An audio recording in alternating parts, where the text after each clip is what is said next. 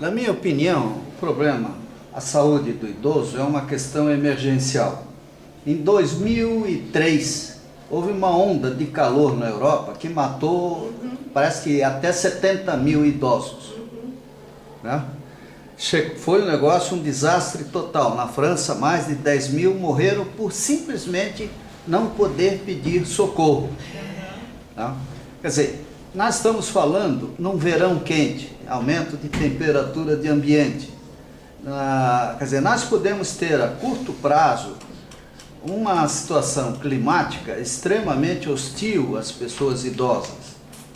Então agora, além do cuidador de idoso, nós deveríamos falar com a Defesa Civil, com o pessoal da Secretaria de Saúde, etc., para desenvolver campanhas de orientação fortes ao idoso em relação a tomar água. Por exemplo, a minha mãe, ela reduziu a vida dela talvez uns 20 anos, porque foi mal atendida. Ela não tomava água a partir das 5 horas da tarde.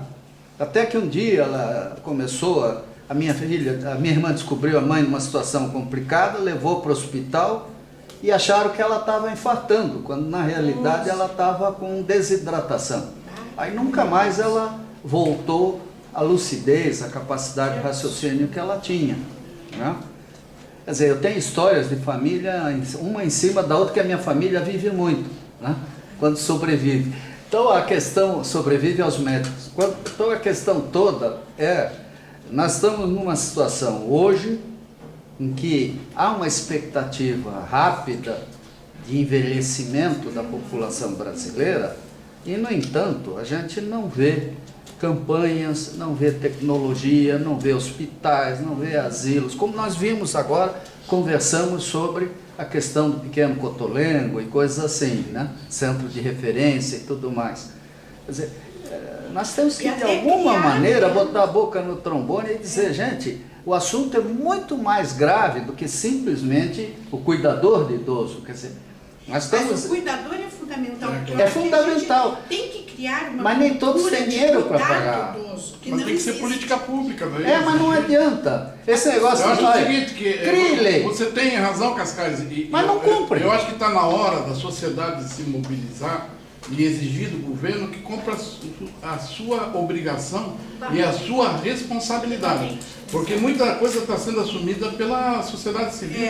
Quer dizer, você paga um monte de imposto, depois tem que ajudar uma série de entidades que deveriam ser cobertas pelo governo, atendidas de forma justa e digna pelo governo, e não o faz. Então, nós precisamos ter voz. E o CVI é uma das entidades que deve ser o porta-voz desse clamor do povo. Eu tenho falado no Lions isso, nós temos que parar de fazer filantropia, porque o governo é o principal financiador hoje social, não precisa mais. Mas veja, se as entidades pararem de fazer filantropia, vai ter um colapso.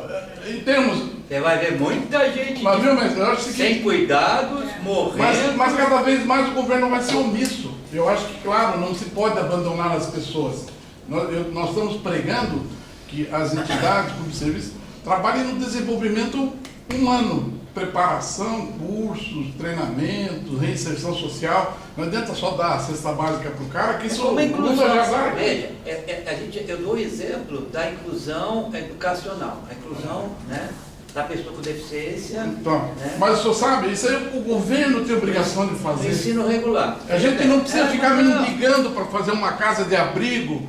O Cotolengo precisa mendigar para ter a doação de todo mundo, fazer um churrasco todo mês. Nós precisamos ser mais indignados com isso, sabe? E quem é que tem que fazer isso? Nós, através de quem? Dos políticos que nós elegemos.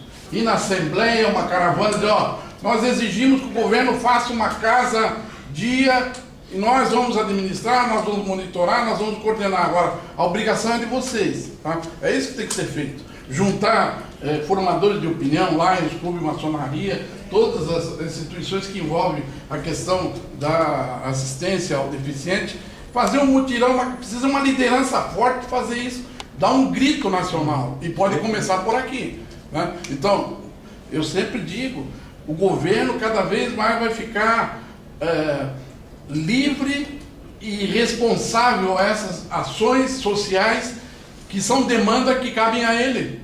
Eles ficam perdoando dívida da África, dando dinheiro para Cuba, financiando o porto em Cuba, jogando, fazendo mega estádios.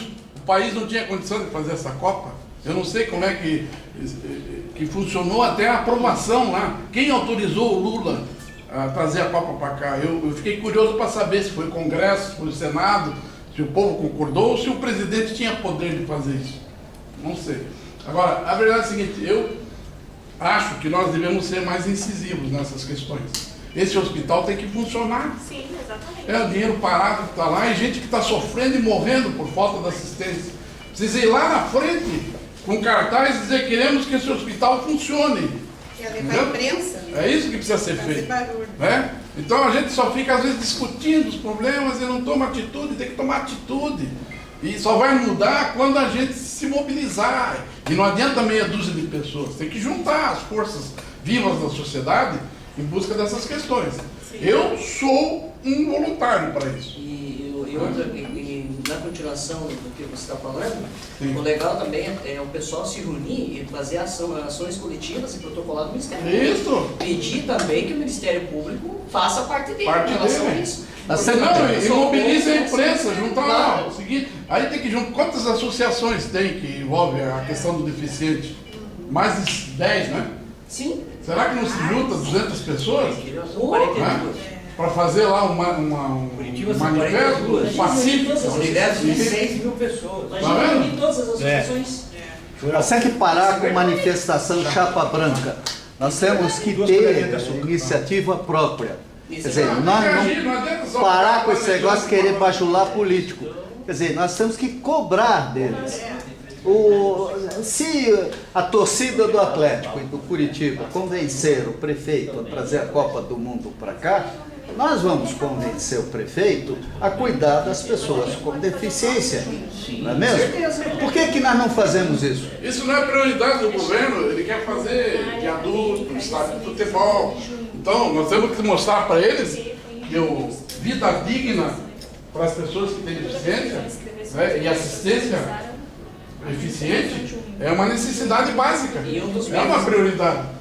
E um dos medos dos grupos políticos dos governantes é que a gente fazendo uma ação dessa e conseguindo a mobilização do povo para que haja essa mudança, também vai faltar um pouquinho de dinheiro para os desvios deles. É isso. E os salários milionários que eles ganham lá. Exato. Né? Mas não falando em gente fazer esse convite. Mas olha, gente, há Tem exceções. que haver uma liderança forte para mobilizar esse levante, é preciso. Falando em. Desculpa. Pois não? Pois não, Não. professor? Não, já encerrei, professor. Falando em política, eles